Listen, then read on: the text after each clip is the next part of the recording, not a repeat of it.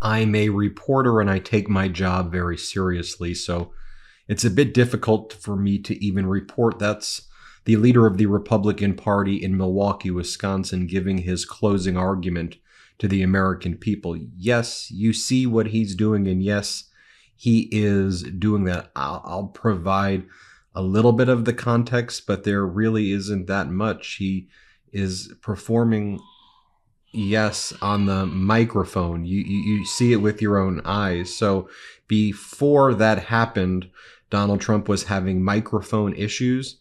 And so he was saying like, hello, hello, can you hear me? Here, play this clip.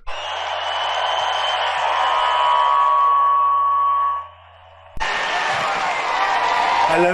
Hello? I don't think so. Hello? Is that better? Is that better?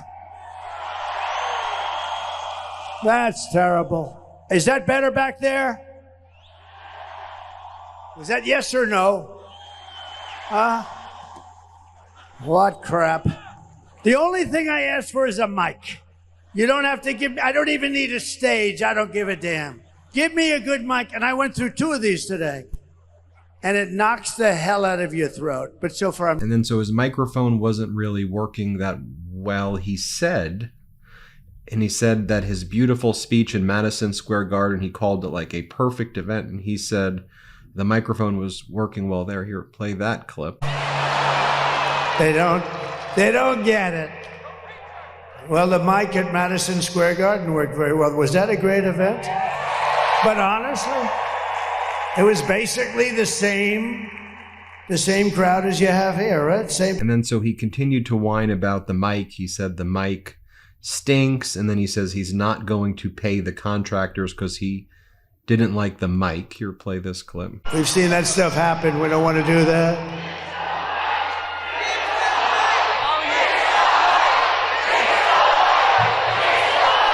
Oh, the mic. Yeah, I think the mic stinks. I think it stinks.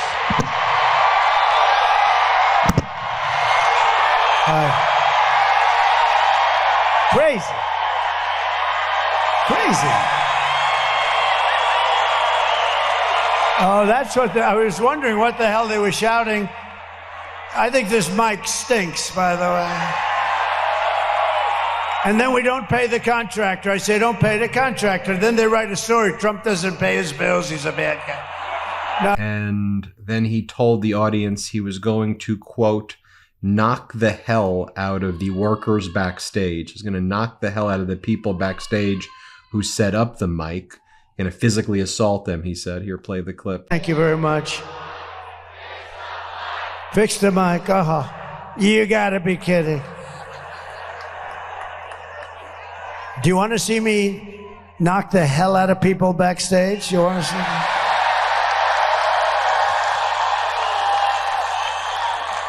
I don't mind if they want to come up a little forward or something, but it's a pretty stupid situation, but that's okay. I get so angry. I'm up here seething. I'm seething. I'm working my ass off with this stupid mic. I'm blowing out my left arm. Now I'm going to blow out my right arm, and I'm blowing out my damn throat, too, because these stupid people. So then, after that happened, he thought it wise to perform oral sex on the air by the microphone. Here, play the clip.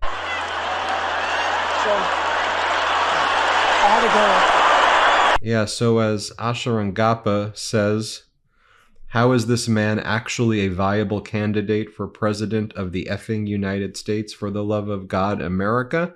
To the rest of the world, we are deeply sorry, and we hope to sort this out soon.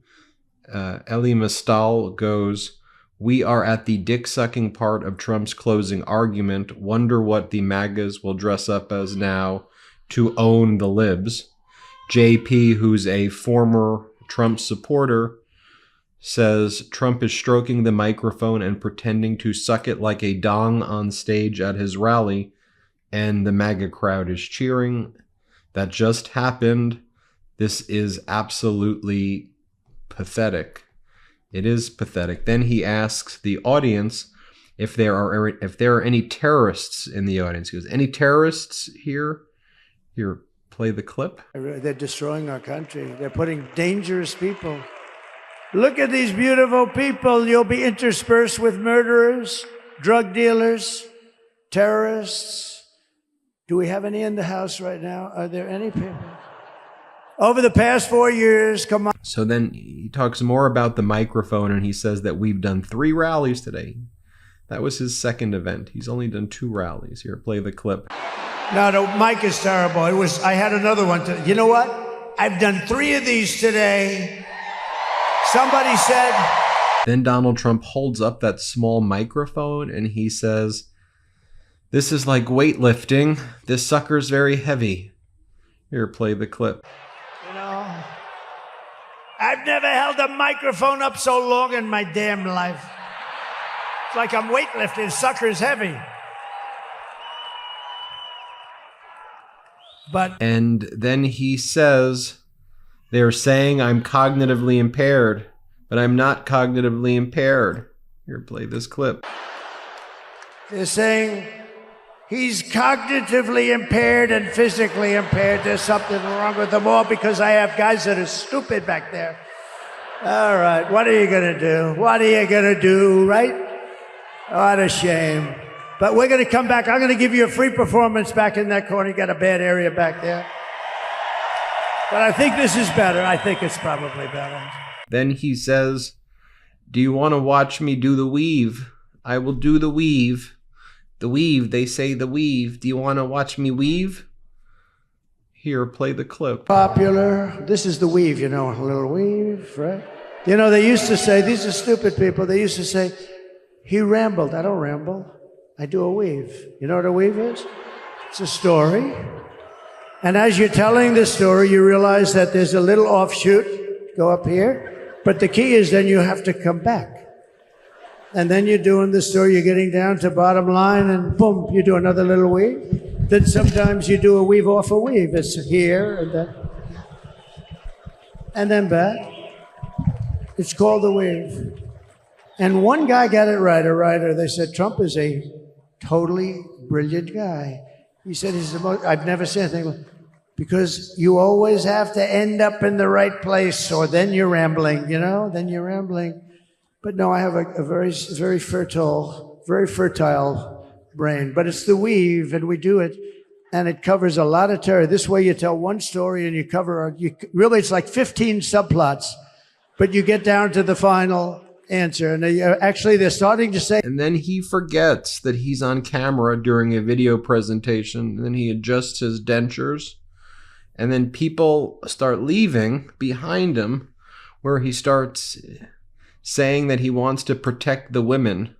"I want to protect the women in many ways," he says. Here, play this clip. I said, no, I want to protect the women of our country.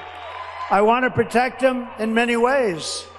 I want to protect them in many ways, but some of the ways are suburban housewives. They say don't like me. I think they do like me because thank you. She said, I love you. No.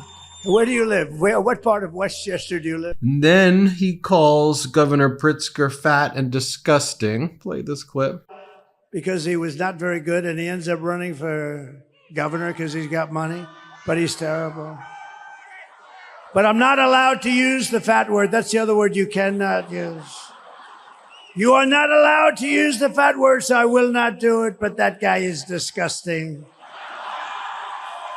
Everything comes. And then he says that climate change doesn't matter and doesn't exist, and that the ocean will rise, and who the hell cares? He says, play it. It used to be global warming, and that wasn't working because we're actually cooling. So we have that, but you know the biggest warming problem we have is nuclear warming. So they talk all the time about the ocean will rise in 500 years, 1/8 of an inch. Who the hell cares, okay?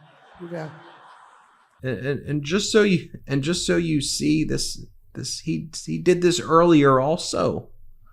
This is part of his shtick. So when I showed you he was in Milwaukee, Wisconsin, but earlier in the day he was in Warren, Michigan.